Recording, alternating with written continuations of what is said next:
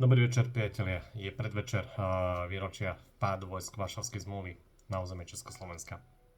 Zajtra vo viacerých mestách po celom Slovensku, Trenčín, Bratislava, Trnava, Košice a tak ďalej, sa budú konať spomienkové akcie. V Trenčíne a v Trnave to organizujeme my, Streda, občianske združenie, ktoré sme nedávno vznikli, a po ňom sme mali aj tlačovku. A vo viacerých mestách budete môcť stretnúť vrátane mňa viacerých ľudí, ktorí budeme zbierať podpisy na vypísanie referenda za vyhostenie diplomatov a uzavretie ambasád nepriateľských krajín. A to sú väčšinou také, ktoré sa verejne vyhrážajú nám alebo našim spojencom likvidáciou, napríklad aj Ruská federácia.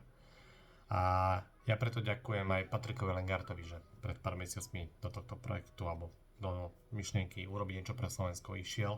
A ďakujem aj ostatným a ďakujem aj vám, ktorí sa podpíšete a prídete. Ahojte.